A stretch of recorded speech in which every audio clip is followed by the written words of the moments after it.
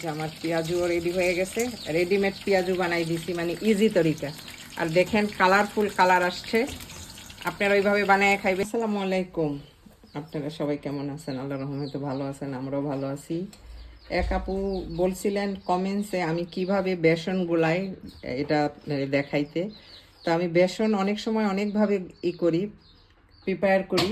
আর জিরার গুঁড়া আমি যেইভাবেই করি, শুকনা জিরার পাউডারটা আমি কিন্তু সব সময় দিয়ে থাকি। আর এই যে একটু লবণ, মানে আন্দাজ মতো লবণ, তারপরে দিয়ে দিলাম এই যে এটা হচ্ছে অনিয়নের পাউডার, পেঁয়াজের পাউডার। আর দিয়ে দিই একটুখানি মানে ঝালের লেগে একটুখানি শুকনা মরিচ। আমি দিয়ে দেবো একটু চিকেন স্টক। আমি এটা এই যে এইভাবে মানে কিলো হিসাবে কিনে আনছি, কিলোতেও পাওয়া যায় এখানে, যেটা মাজি বলে বা ম্যাগি পাউডার বলে। তা আমি দিয়ে দিব একটুখানি এই চিকেন স্টকের পাউডার দিয়ে দিলাম।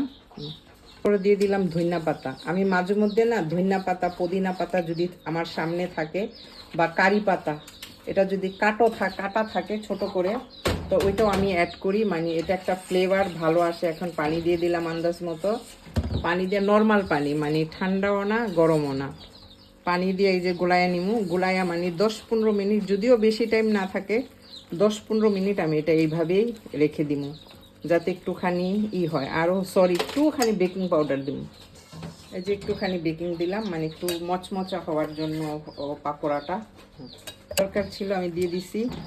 আমি যখন এই ধনিয়া পাতা, তারপরে পুদিনা পাতা বা কারি পাতা আমার সামনে থাকে, আমি এইভাবে মানে পাতাটা এইভাবে বেসনে দিয়ে দিই। তো এটাও মানে খাইতে একটা অন্যরকম মজা হয়, ধনিয়া পাতার একটা ফ্লেভার আসে, তারপর কারি পাতা দিলে কারি পাতার একটা ফ্লেভার আসে। আর আপনি যে এই ব্যাটারটা বানাইবেন, আপনারা কিভাবে যেইভাবে খান, আমরা তো অনেক ক্রাঞ্চি বা সফট খাইতে পছন্দ করি, মানে আমার আলুর চপটা যাতে ক্রাঞ্চি হয় আর সফট হয় আর পাতলা হয়। মানে আসে না অনেক অনেক বাজারের থেকে অনেক আলুর চপ বেগুনি আনলে দেখা গেছে অনেক মোটা।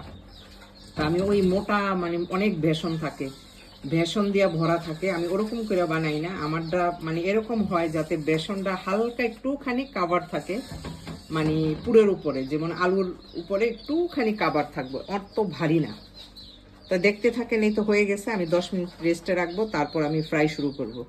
এই যে এখন আমি একটা দিয়ে টেস্ট করছি, ব্যাটারটা পাতলা থাকলে কি মানে ফিনিশিংটা সুন্দর হয়, আর চপগুলি মানে দেখতে সুন্দর হয়। মানে এই যে আমার আমার চপ রেডি, এখন আমি বেগুনি বানাবো। আর দেখেন মাশাআল্লাহ কত সুন্দর কালার হয়, কত সুন্দর সুন্দর চপ হয়। এখন আমার বেগুনি হইতেছে। আমি না বেগুন কারণ এ কারণে মোটা করলে মানে এটা বেসনটা পাতলা আর বেগুনটা মোটা থাকলে খাইতে মানে মজা লাগে, যেমন বেগুনি খাইতেছি মনে হয় না যে বেসন খাইতেছি।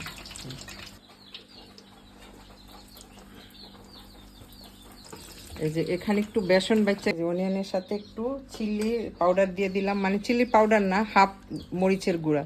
আর এই যে আমার পাকোড়াগুলি দেখেন, ধনিয়া পাতা দেখা যায় পেঁয়াজের মধ্যে, আলুর চপের মধ্যে। এখন আমি এই পেঁয়াজের পাকোড়া বানাবো। যখন আমার বেসন বাঁচে তো আমি এইভাবে এই পাকোড়া বানাই দিই, আর ইয়ামি একটা পাকোড়া হয়। এই যে আমার পেঁয়াজুও রেডি হয়ে গেছে, রেডিমেড পেঁয়াজু বানাই দিছি, মানে ইজি তরিকা। আর দেখেন কালারফুল কালার আসছে, আপনারা ওইভাবে বানায় খাইবেন। যেই বোন আমারে বলছে মানে কিভাবে আমি বেসন গোলাই, তো আমি দেখাই দিলাম এইভাবে গোলাইছি, এইভাবে হয়ে গেছে। তো সবাই ভালো থাকবেন, আমার ভিডিওগুলি ভালো লাগলে লাইক কমেন্ট শেয়ার করবেন। আল্লাহ হাফেজ।